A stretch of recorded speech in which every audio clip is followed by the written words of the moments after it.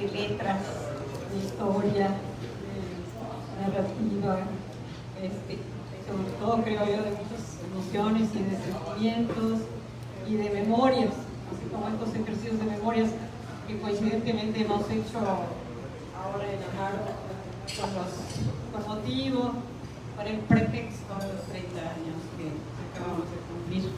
Entonces, nuevamente, como siempre traigo las palabras de mi querido y adorado Eduardo Galeano, cuando dice que recordar viene de ricordi, de volver a pasar por el corazón.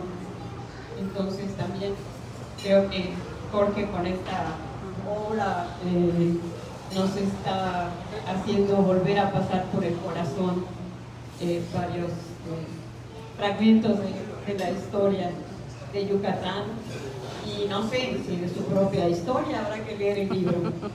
Entonces, bienvenidos, y para Amaro siempre también es un lujo tener personas, figuras de la valía de Jorge Fernández Sousa aquí presentando su testimonio y presentando sus letras. Y es un lujo también, es un gran gusto compartirlo con ustedes. Bienvenidos, bienvenidas, buenas noches.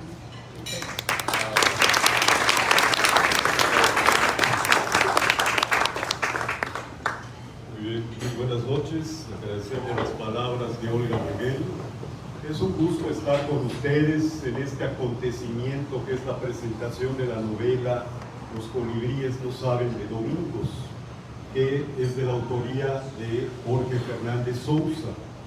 Esta novela que va a ser de mucho interés por los temas que trata, por todo el hecho de rememorar una época, por la manera también de abordarlo entre el aspecto sentimental, pero sobre todo el aspecto histórico, político, el contexto de la época.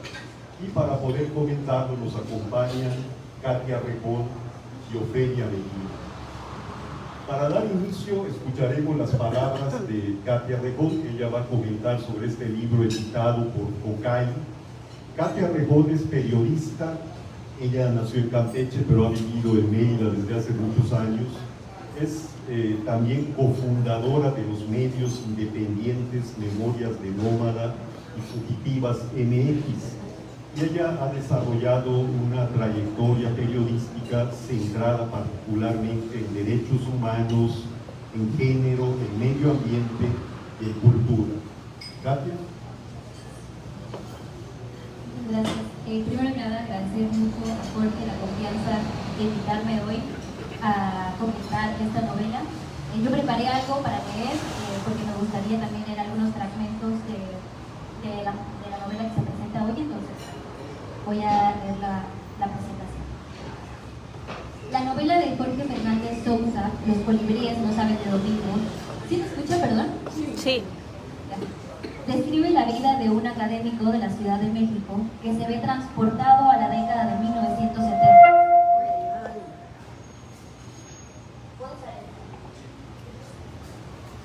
Bueno, creo que se está escuchando. Gracias. Bueno, la novela de Jorge Fernández Sousa, Los colibríes no saben de domingos, describe la vida de un académico de la Ciudad de México que se ve transportado a la década de 1970 en Yucatán, cuando presencia la lucha de los trabajadores de una empresa empacadora de pescado por mejores condiciones laborales. Este viaje al pasado no solo despierta recuerdos, sino que también desencadena reflexiones profundas sobre la naturaleza de la lucha social y sus implicaciones en la vida de las personas. La novela destaca la complejidad de los movimientos sociales, desde la resistencia obrera hasta las luchas estudiantiles y populares. Además, se señalan los distintos modos de represión e infiltración utilizados por el poder opresivo, lo que subraya la tenacidad necesaria para desafiar un sistema no justo. Quizá los pasajes que más disfruté como lectora tienen que ver con Aniu. Disculpa, la tecnología está.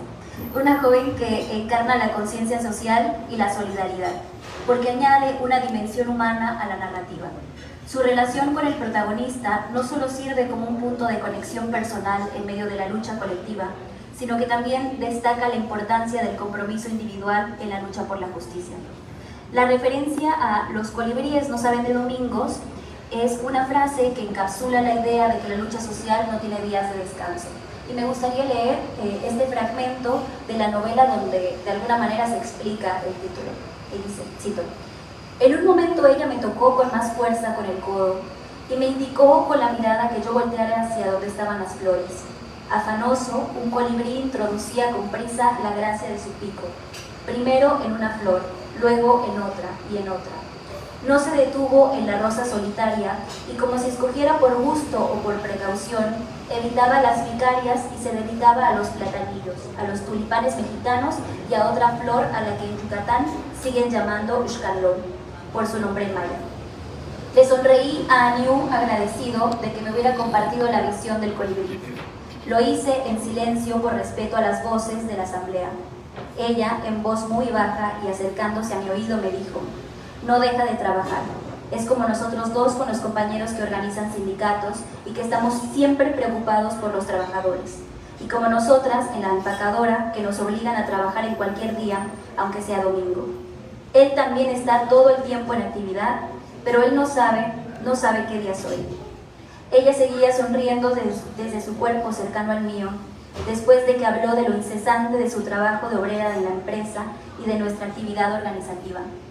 Me halagó mucho que, además del entusiasmo amoroso que nos unía, se identificara conmigo por la militancia. Quise abrazarla, pero no lo hice, por lo que habría significado una imprudencia. Preferí devolverle el susurro y decirle al oído mientras miraba de reojo al pájaro pequeño y ágil que bebía de las flores. Sí, no sabe qué día soy. Los colibríes no saben de domingos. Cierro cita. El contraste entre la contemplación, el sueño de ver un ave con las conversaciones apasionadas de fondo en la asamblea me pareció paralela a cómo en la novela el pasado y el presente están en constante discusión para alimentar el impulso hacia un cambio social significativo. Antes de escribir esta presentación, Jorge me habló por teléfono porque uno de los puntos que le parecían interesantes de dialogar hoy es justamente este intercambio de tiempos. Cómo se percibe la lucha de los 70s entre la generación que nacimos 20 años después. Me temo que no puedo dar una respuesta en nombre de todas, todos y todas mis compañeras de generación, pues si algo ha cambiado es precisamente que ya no existe un discurso unificador. Hay muchas voces, muchas luchas, muchas contradicciones, que sin embargo alimentan las reflexiones y las acciones de todo lo que acontece hoy en día. Aunque el tiempo de la novela es un pasado irreconocible para mí, es inevitable arrancarse las raíces de esos ideales de justicia que siguen vigentes tantos años después. Por supuesto que encontré similitudes. Cuando en el libro dice: las fuerzas empresariales, gubernamentales y del sindicalismo corrompido le apostaron al asesinato de Charras como medio para contener el movimiento, el homicidio sacudió a diversos sectores de la sociedad nacional y de manera directa a quienes estábamos comprometidos en movimientos similares al que Efraín Calderón había impulsado. Charras había actuado dentro de la legalidad y lo mataron. Otros movimientos también lo habían hecho y de todas maneras habían sido reprimidos. Cierro cita. Y pensé en Samir Flores de Radio Amitzingo, un campesino comunicador y activista mexicano náhuatl, asesinado en febrero del 2019. En Ana Luisa Garduño Juárez, abogada y buscadora, asesinada en 2022, en Francisco Vázquez Domínguez, defensor de la tierra y opositor a la termoeléctrica de Huexca, asesinado en febrero del 2022, en las personas encarceladas por marchar por el agua el año pasado en Mérida, y los campesinos que defienden su territorio de las granjas porcícolas en Chapá y Cetilpech, que han sido criminalizados, en las 13 personas defensoras de derechos humanos asesinadas en México solamente en 2023, y en cómo a ratos pareciera que lo único que nos distancia de esos días de los años 70 son los nombres que se han ido sumando en la lista de mártires de la justicia social en México. En la novela, el autor escribe, cito: el secuestro de Charras provocó en un principio una fuerte movilización estudiantil. La balacera de la policía de Loret de Mola contra el edificio central de la Universidad de Yucatán, cuando iniciaban las protestas, había ocasionado mayor enojo entre los alumnos. Y cuando pocos días después fue encontrado el cadáver del asesor sindical en Montes de Quintana Roo, el movimiento creció exponencialmente y se hizo masivo, con la participación no solamente de estudiantes, sino también de trabajadores, campesinos y colonos urbanos. El impulso a la sindicalización, lejos de detenerse, se amplió. Sindicatos que ya estaban cerca de ser legalizados por el trabajo de charras continuaron su proceso y otros nuevos se formaron. El trabajo de asesoría legal estaba siendo cubierto por el abogado yucateco, amigo de Charras, que había venido a la Ciudad de México, con quien yo compartiría casa, pero el trabajo político de orientación y sindical requería de apoyos. Por eso agradecían que yo me hubiera trasladado a Yucatán, pero ninguno de nosotros dejaba de tener en cuenta que finalmente tanto el gobierno federal como local se inclinarían siempre por el interés del capital. Cierro cita. Y encuentro también semejanzas en cómo la indignación es el motor que potencializa una exigencia, que amplía un movimiento y llega incluso a tocar a quienes habían mantenido indiferentes. Encuentro semejanzas en el interés urgente de fortalecer los movimientos desde adentro, de cómo el primer ataque es la rotura del tejido dentro de las propias organizaciones y comunidades, pues no se nace sabiendo cómo afrontar las injusticias y cómo organizarse para resistir. Es algo que se aprende, y en ese sentido el camino trazado por las generaciones anteriores es la principal enseñanza, lo que hace que hoy no tengamos que empezar desde cero. Actualmente, quizá no son las pescaderías, sino las granjas, o no solo las pescaderías, sino las granjas, los megaproyectos federales como el tren, y aunque la lucha no esté centrada en lo sindical, que forma parte de esa historia, se sigue sintiendo cercana. El mismo Charras, para muchas personas defensoras jóvenes, es un ícono, es un referente. En 2022, Roberto Sánchez, abogado de Canal Derechos Humanos, una organización que acompaña desde la base comunitaria y lo legal a muchas luchas del Estado, escribió en su Facebook a propósito de los eventos de conmemoración del Charras a 48 años de su asesinato. Esto es histórico. La memoria del Charras es un reflejo de lo que la juventud organizada puede lograr. La UADY y la comunidad universitaria en general tenemos una deuda enorme con él y su movimiento que lucha por la garantía de los derechos humanos. Cierro cita. En 2018, Rosa Cruz Pech, fundadora de UADY Sin Acoso y también un referente de la justicia social en Yucatán, compartió una nota sobre el Charras, haciendo hincapié en que la convicción que tenía Charras, era la característica de un verdadero líder. El mismo Centro de Estudios de Investigaciones Sociales y Culturales Efraín Calderón sigue siendo un espacio para revisar la memoria. Si bien la organización y en general todo lo que se hace hoy tiene diferencias sustanciales con el panorama de los 70s, por lo poco que he leído y la percepción anacrónica que tengo de esa época que nunca viví, lo cierto es que para muchos la memoria de esa época sigue siendo una especie de santuario al que se va de vez en cuando para honrar a quienes sentaron las bases e hicieron todo cuanto estuvo en sus manos. En 2018 tuve la oportunidad de entrevistar a Beatriz Calderón, hermana de Efraín Calderón, quien me habló del día en que fue secuestrado. Ese día el Charras pasó la mañana sentado en un sillón enrollando mechones de su cabello con sus dedos, signo inconfundible de su nerviosismo, una manía que su hermana recuerda ver repetidamente en esa época. Cito: siempre fue un niño muy travieso y daba a ayudar a los demás.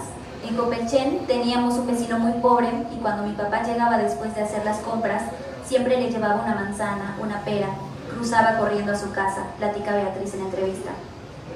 En el momento en que hice esa entrevista, escribí citando al arqueólogo Barrera Rubio: nunca quedó claro quiénes fueron los autores intelectuales y los materiales estuvieron en condiciones favorables en la cárcel. Loret de Mola declaró que fueron sus subalternos quienes sobrepasaron la orden de matarlo. Descargó la responsabilidad en ellos, pero nunca se llegó a esclarecer, como pasa en la actualidad con Ayotzinapa. Cuando el Estado se involucra, nunca hay un esclarecimiento de los hechos. En ese entonces, la referencia era Ayotzinapa. Ahora, las referencias podrán ser otras, pero son acumulativas, no se borra la historia. La figura de Charras permanece porque la generación que vivió el movimiento obrero liderado por él sigue viva, pero también porque en la historia contemporánea las bases de su lucha siguen teniendo sentido, siguen siendo necesarias. Coincidimos intergeneracionalmente en la desesperanza y la frustración cuando un esfuerzo es reprimido, espantado o criminalizado. Coincidimos cuando la prensa prefiere guardar silencio o decir mentiras. Coincidimos en la locura que trae consigo la juventud, como decía una foto de Charras. Coincidimos en que lo que hacemos hoy no lo hacemos por nosotros, lo hacemos por quienes van a habitar el futuro, para que los colibríes que vienen sí sepan de domingos. Muchas gracias.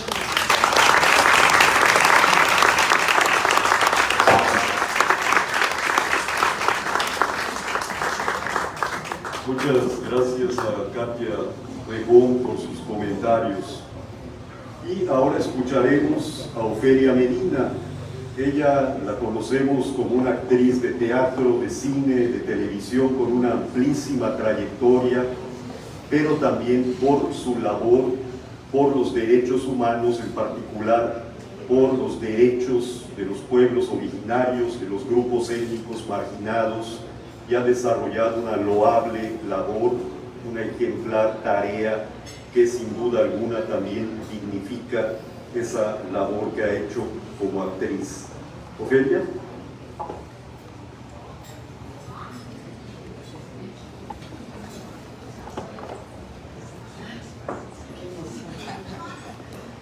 Buenas tardes, amigas, amigos. Es para mí una gran alegría y un privilegio estar aquí en el Amaro, Florida, esta noche, hermosa noche, y invitada por mi amigo Jorge Fernández, haber oído a Katia, que te felicito muchísimo. Coincido y creo que la mayoría de nosotros coinciden con tu análisis, con tu apreciación, y ya vimos, Jorge, que la juventud sí tiene la herencia de esa memoria histórica, y gracias por su presencia. Y tengo el gran gusto, ¿verdad?, de presentar el libro de mi amigo Jorge Fernández. Este libro, que sé es un trabajo local, una editorial yucateca, lo que me parece que debemos aplaudirles, ¿verdad?, por esta publicación. Un aplauso, por favor.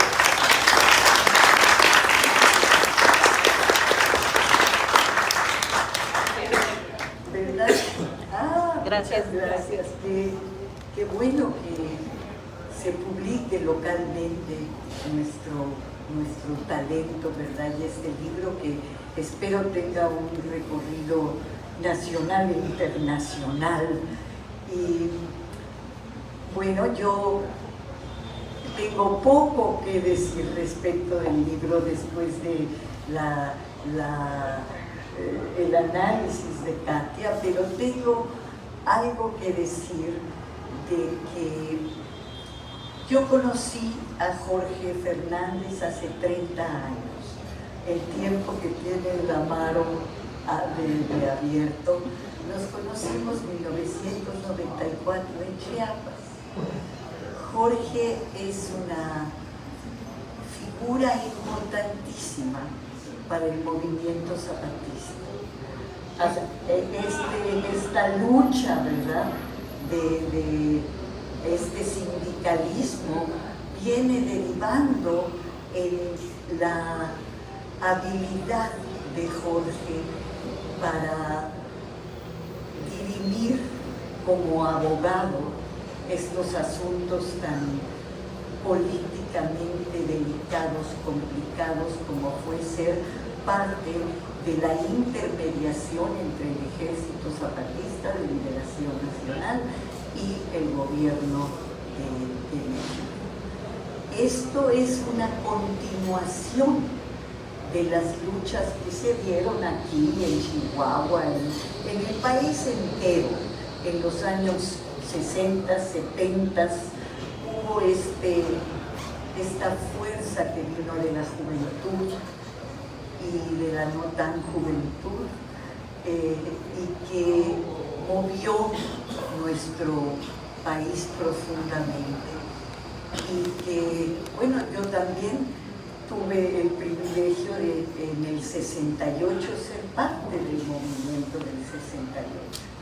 Y después vivimos esta represión tan fuerte que en los años 70 nos dedicamos un poco a la rebelión artística, a romper patrones tanto comerciales como morales de nuestro quehacer creativo.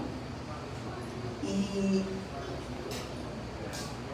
esta juventud de los 68 y principio de los 70 tuvimos una pausa, y después en los años 80 nació en nosotros el deseo de conocer a nuestros pueblos originarios, y tan pronto lo empezamos a conocer, empezó a crecer el dolor, la indignación, como bien dijo Katia, y empezamos a conocer, gracias a mentes preclaras como Guillermo Bonfil Batalla, a jóvenes como José del Val en aquel entonces, que perdimos el año pasado, a antropólogos y etnólogos que desde su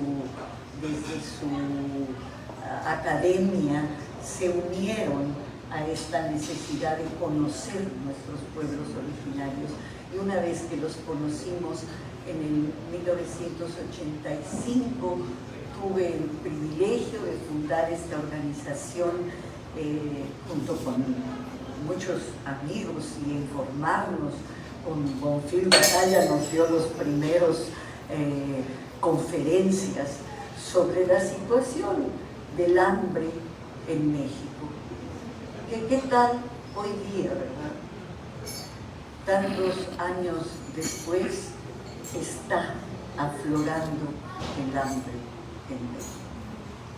La sequía, el maltrato a la tierra, a la madre, padre tierra, que nos ha llevado a este caos. Y de pronto en 1994, el grito en Chiapas: ya basta, y ahí nos vamos todos para allá a vivir esa maravilla de movimiento social, y ahí me encontré a Jorge Fernández, que aparentemente, ¿verdad?, muy seriecito, aparentemente, nunca se excedía en público, porque nosotros mentábamos madres y gritábamos pinche gobierno de cagada, y lo seguimos diciendo, pero pues en aquel entonces Jorge, desde su posición de intermediación, no se podía permitir esos exabruptos. Yo supe en aquel entonces, porque me volví su amiga, que su trayectoria había empezado ahí, en nuestra tierra, en nuestro Yucatán, y conocí del Charras desde el primer momento que platiqué con Jorge, me contó. Y pues sí, coincidimos en que el Charras es una figura que nos alienta, que nos unifica, que sí, brutalmente asesinado, pero como bien dijo Katia, no muere su fuerza, su semilla, su ser revolucionario, su ser comunitario, colectivo, por la lucha de todos, por el para todos, todo. Que gracias a ellos, al Charras aquí, y a los de Madera, y a los de Chihuahua, y a los de todo nuestro país, esos jóvenes que dieron su vida por esto, yo creo que todo vino a florecer en el movimiento zapatista en Chiapas. Creo que esa lucha, que era entonces muy de un líder, hoy día,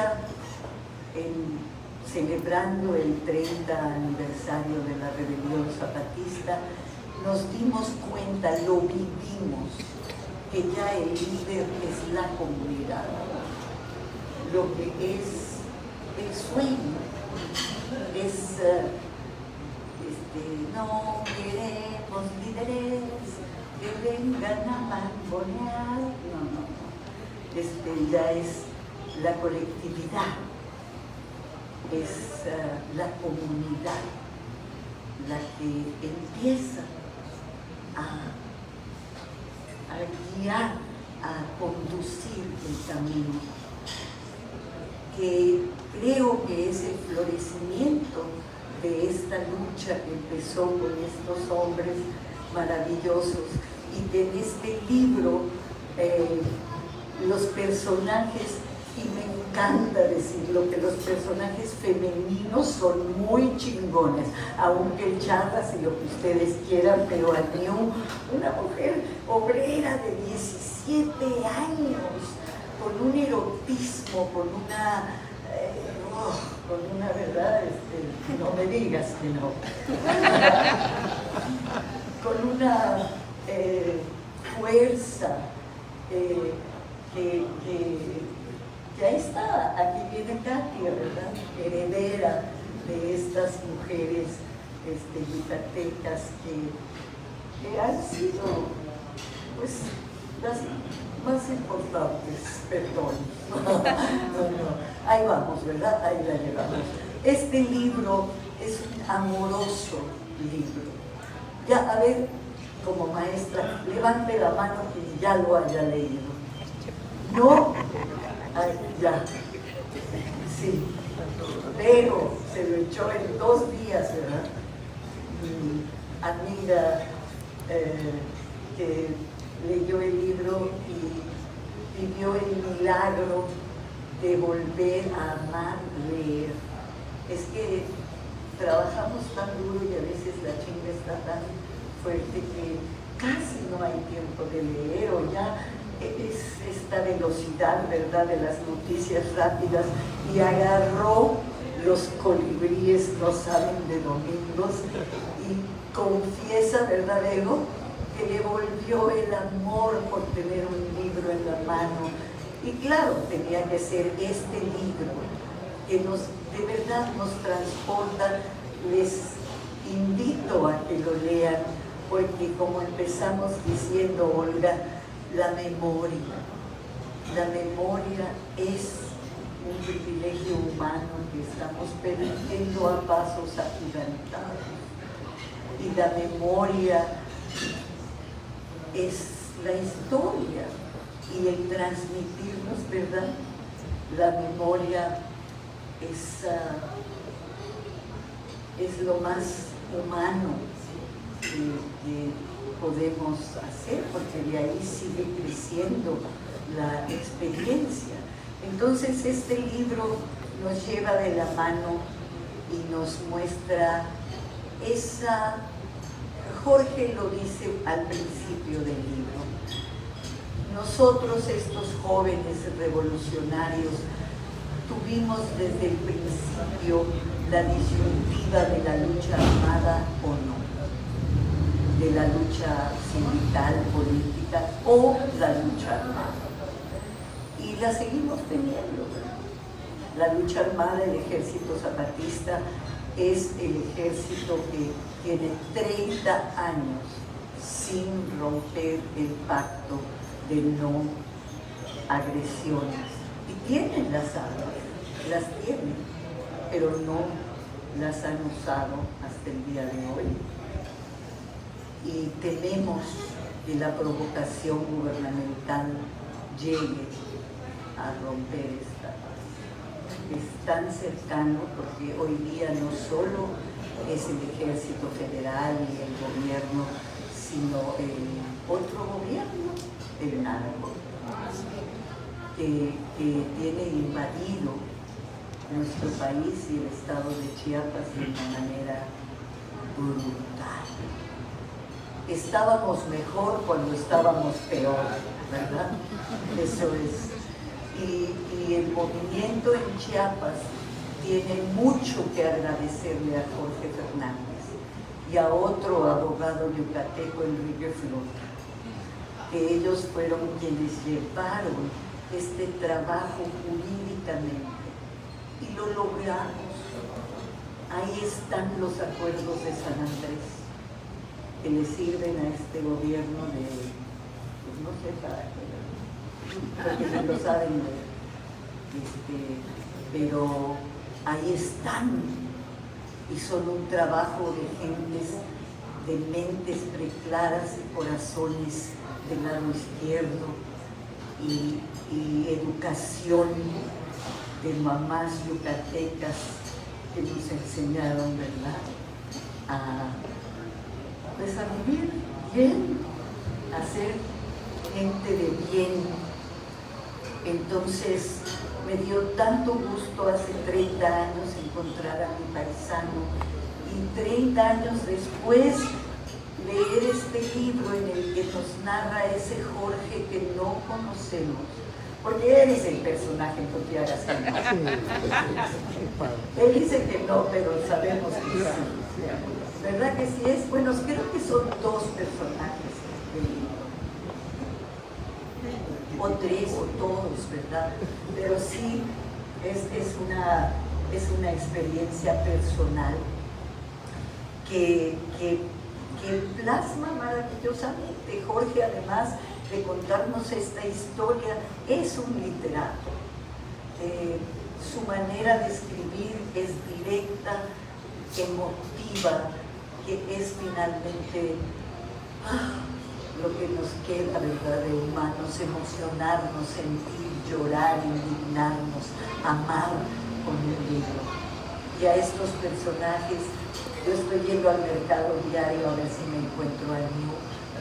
Y creo que ya me encontré varias. En Santiago, sí. Sí.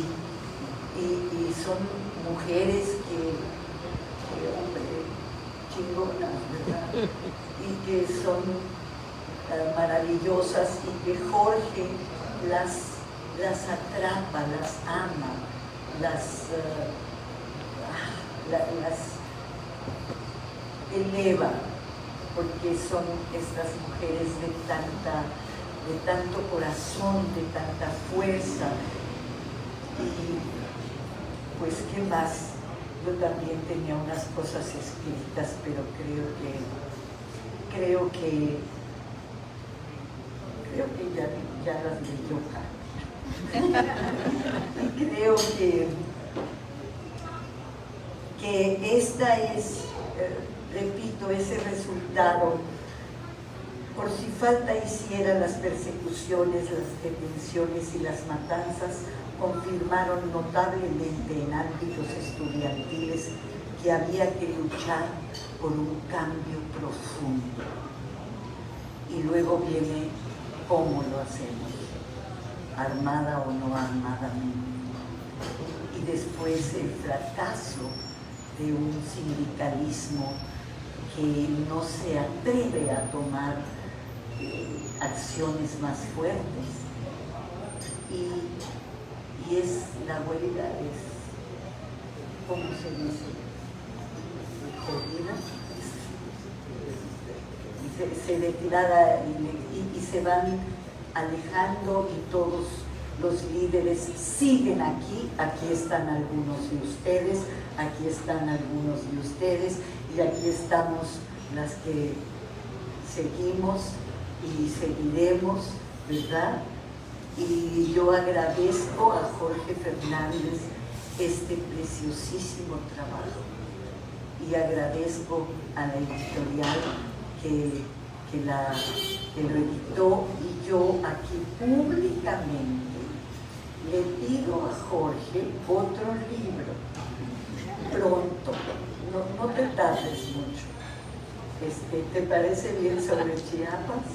Sobre el movimiento del 94, ¿te parece bien sobre esa maravilla de trabajo en el que descubrimos la verdadera transformación de nuestro país, en la que descubrimos que la lucha sigue, que ustedes y el Charras y los que vinieron antes están vivos y sus corazones ardientes, y aquí estamos, poco más rucos, ¿verdad? Pero la lucha sigue. Gracias, lean el libro, por favor, disfrútenlo, gócenlo como lo hemos gozado nosotros. Gracias.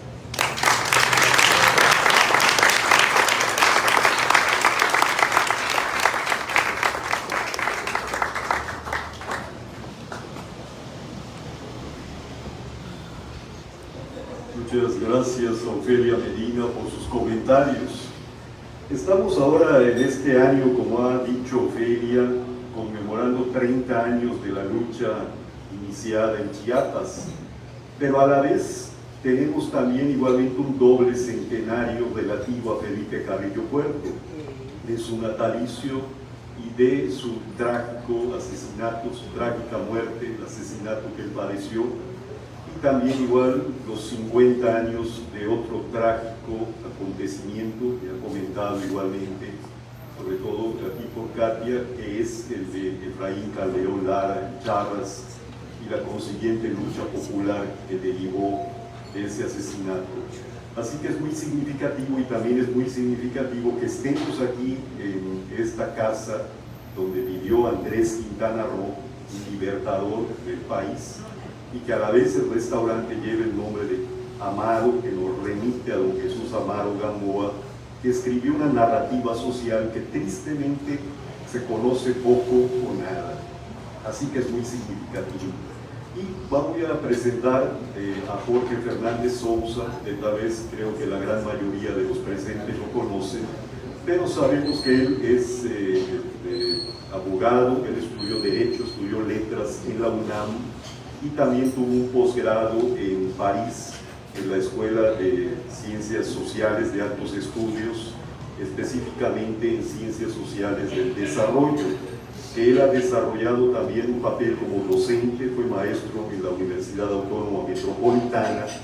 Ya escuchamos de su trabajo en Chiapas con el movimiento zapatista, y también fue magistrado del Tribunal Administrativo en la Ciudad de México.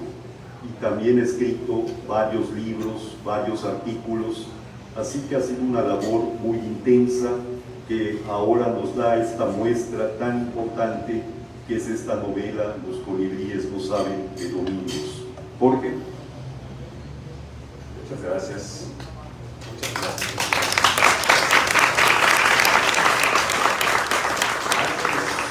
Antes de pasar a los agradecimientos, que vaya, que tengo que dar agradecimientos a Katia, a Ofelia, en fin, ahorita paso a eso. Ahorita que decía Jorge de la Quintana Roo, que vivió o nació en esta casa, no sé. Nació y vivió en esta casa. Yo estudié en la primaria en la Escuela Quintana Roo, que estaba en Santana. Nunca se subió que el parque tenía el nombre del laico de Andrés Quintana Roo, el parque era Santana, pero en fin. Bien a cuento esto porque un amigo yucateco, Luis Duarte Moguel, de Tecash, que lamentablemente ya falleció, él también estudió en la Quintana Roo, yo estudié en la Quintana Roo, y me decía, ¿te acuerdas del libro de la Escuela Quintana Roo? Que decía, la querida Escuela Quintana Roo, que ostentas con orgullo y dignidad el nombre del ilustre bienhechor que soñaba ver libre a Yucatán. Entonces me decía, eso es un libro separatista. Es una canción separatista, pero no dice que soñaba ver libre a México, sino que soñaba ver libre a Yucatán. Claro, Luis era muy ingenioso y le buscaba a todas, pero bueno, no quería dejar de comentar esto porque ahorita que digo porque lo de la bueno, pues en primer lugar agradecerle a Olga haber aceptado ser anfitriona en este bello espacio para esta reunión. Muchas gracias, Olga. A la editorial Cocay, particularmente a Cecilia Gorostieta por haberse animado a la publicación.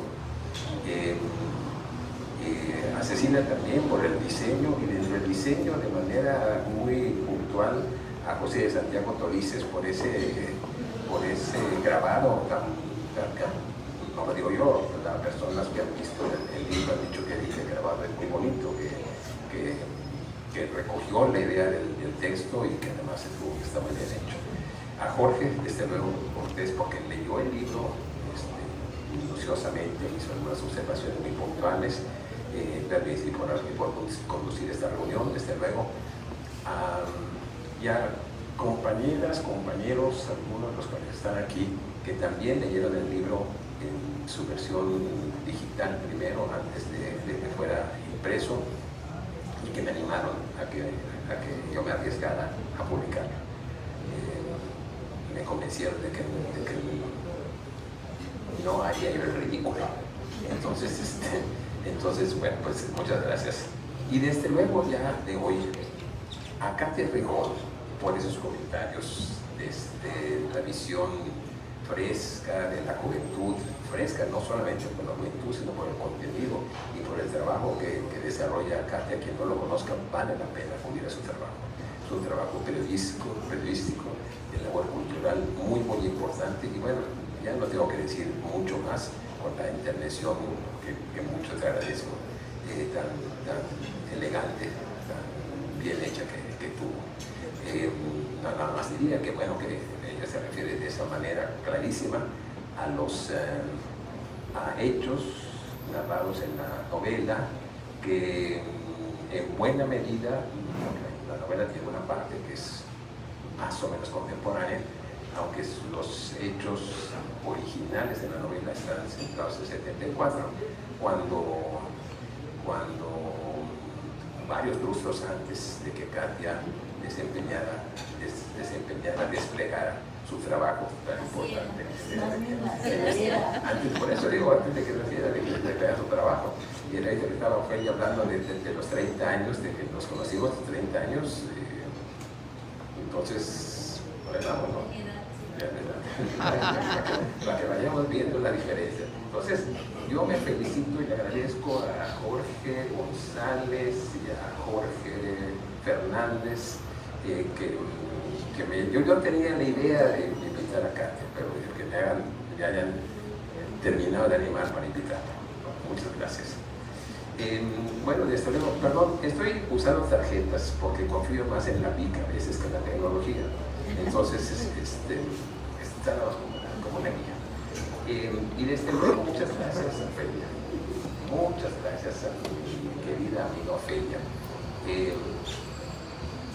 quien hace los comentarios, desde luego, bueno, los que se refieren a mí y a la obra, desde luego, con toda esa calidez y con toda esa elegancia que también tiene Ofelia, desde el gran afecto que nos tenemos, desde el cariño que nos tenemos, y desde una lectura amable y no sé si también benévola del propio texto. Muchas gracias también.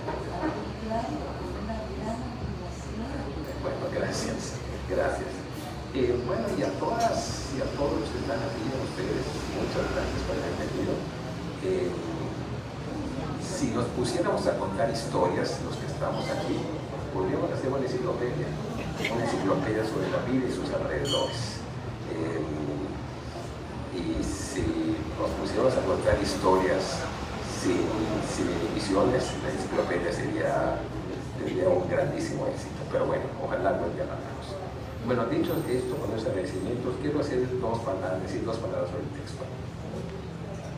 Ahorita Ofelia decía que si yo era el libro, Ofelia aclaró también que hay un desdoblamiento, que hay dos personajes, soy y no soy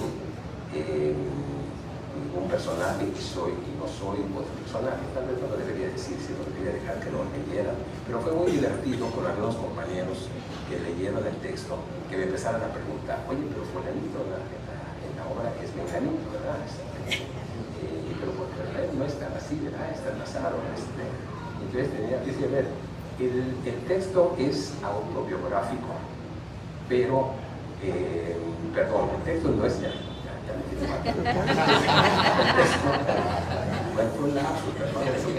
texto no es autobiográfico, pero tiene referencias autobiográficas. Y habla de personajes que son tomados, muchos de ellos, de la realidad, pero modificados. Así que si alguien encuentra un espejo en el libro, no se confíe mucho en el espejo, porque puede ser un espejo que distorsiona un poco la imagen. O sea, son personajes que son tomados de la realidad, repito, pero que no obedecen exactamente a la realidad.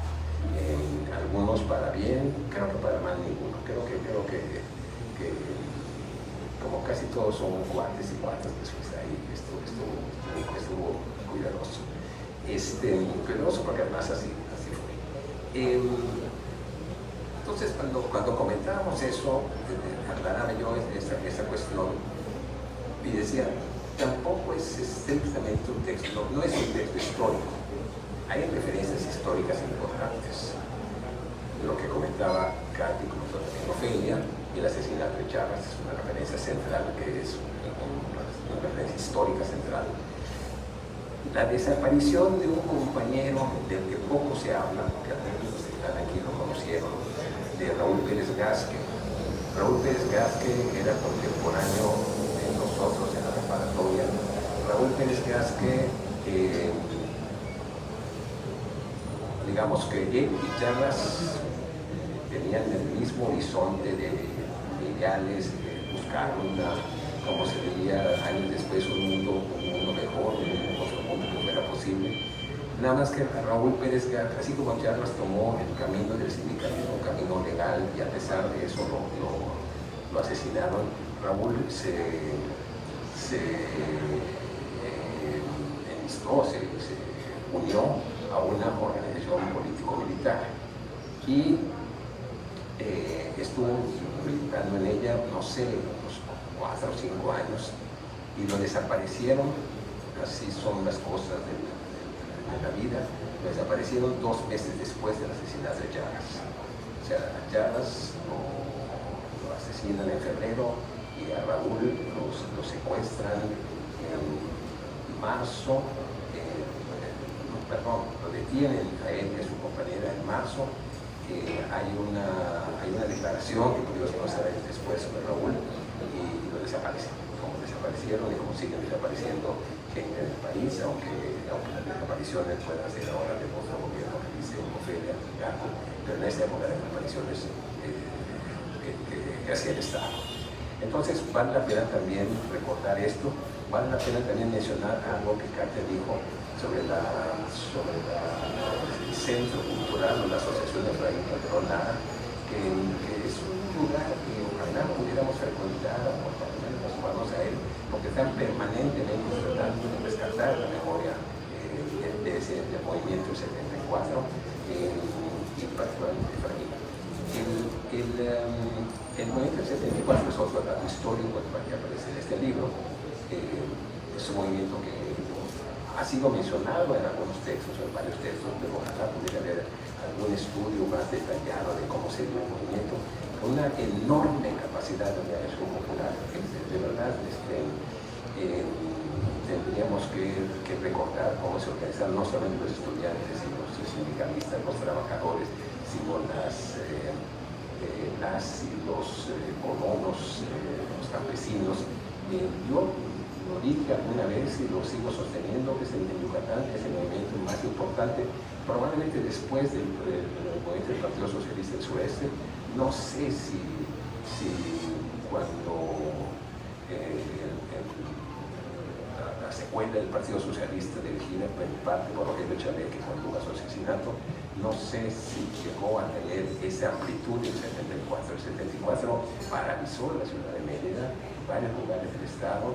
Tuvo una huelga estudiantil, si no me equivoco, de 2 meses, que fue exitosamente levantada, no se desgastó.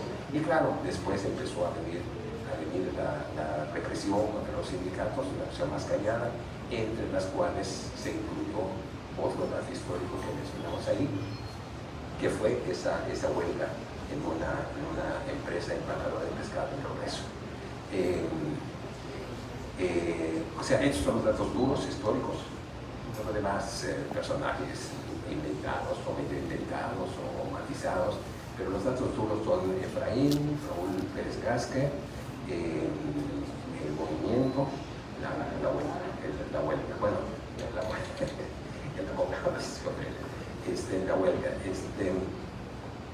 y una palabra nada más sobre lo que comentó Ofelia sobre el personaje femenino central, sobre Aniu.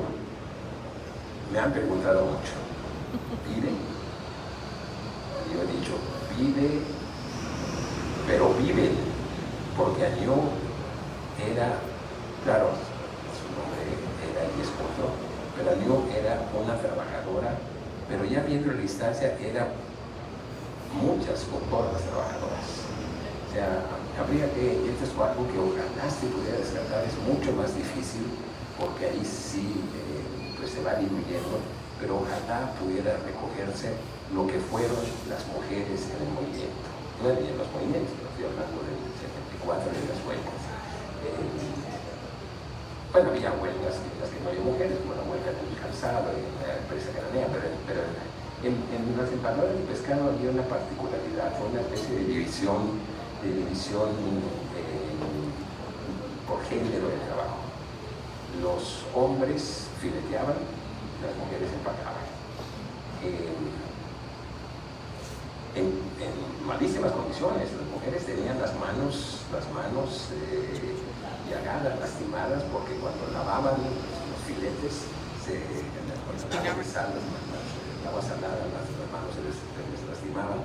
Pero a la hora de la huelga había mujeres de todas las edades, desde los 16, 17 años, hasta señoras, no sé, de 50, no sé si hasta de 60 años, bravísimas, pero además siempre alegres. O sea, era una cosa, la huelga era una fiesta. Años después le pregunté a alguna compañera, ¿y cómo veía usted la huelga? Yo me divertía. Cuando nos rompieron la huelga me dio mucho coraje, pero el tiempo que duró la huelga, que estábamos en las guardias y que estábamos ahí, me divertía, la pasábamos bien. Entonces, y sí, recuerdo eso, ese dato histórico también, que ahí estaban las trabajadoras caminando, riéndose, los trabajadores queriéndose obligar a veces con éxito, a veces sin éxito, o ellas queriéndose obligar a ellos, igual a veces con éxito y a veces sin éxito. Hay un montón de historias ahí que debería contar, pero también ojalá que esto se pueda tomar como una especie de homenaje, de reconocimiento a las mujeres que han participado en todos los movimientos sociales y en particular en este del que hablamos. Bueno, pues no me queda más que volver a agradecer. Ojalá que quien haya podido leer el libro le haya parecido entretenido, ojalá que si lo leen les parezca un libro entretenido, que despierten algunos datos, más bien elementos de nostalgia, alguna sonrisa, y que pueda revivir las cosas que se vivieron. Esta participación de Katia realmente es alentadora, porque demuestra cómo la gente, las personas jóvenes han podido recoger lo que se vivió en esos años favorablemente. A veces uno piensa que todo eso ya se perdió y no se perdió, sigue afortunadamente vivo. Y pues nada más, muchas gracias otra vez, que ojalá que la lectura les sea amena, ojalá que la lectura les sirva, les guste, y que pueda ser útil también para lo que estamos viviendo, que lo vivamos con esperanza, también con inconformidad, pero que pensemos que la lucha sigue. Muy bien, muchas gracias.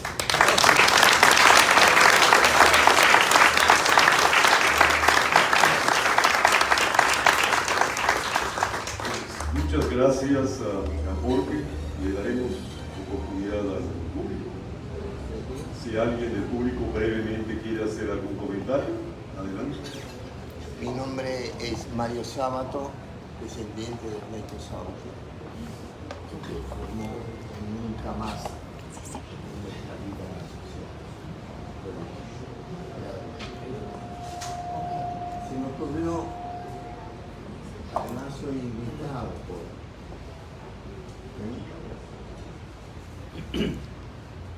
No se oye. ¿Se puede pasar el micrófono?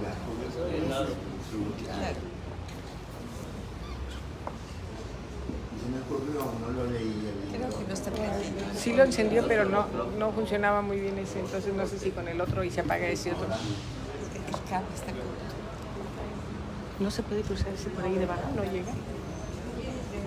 Tal vez sí llega, pero brincando la patita.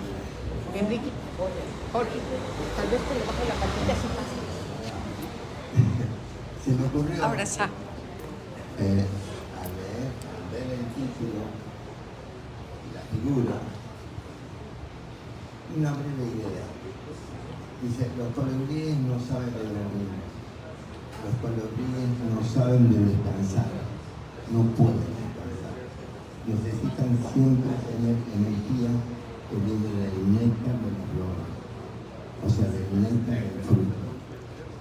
O sea, que está ligado también con la reproducción, es parte de la imagen femenina, que hay un descanso breve, pero no podemos descansar frente a las vicisitudes de los gobiernos. No tenemos tiempo de descansar, o sea que no existen los domingos. Esto es lo que se me ocurría de los títulos, no podía dejar de pensar y de pensar en un país. Antes lo hemos padecido.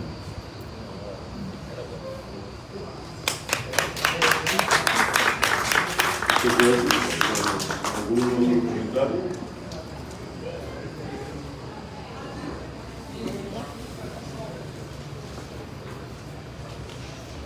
Pues si no hay algún comentario más, les agradecemos mucho su presencia. El libro publicado por la editorial Cocay está a la venta y hay que aprovechar también la presencia del autor para que puedan tener la firma autógrafa y ahí tengan esa dedicatoria. A nombre de la editorial Cocay, el restaurante Amaro, les agradecemos su presencia y agradecemos también a Ofelia, a Jorge y a Katia por esta hermosa presentación. Muchas gracias.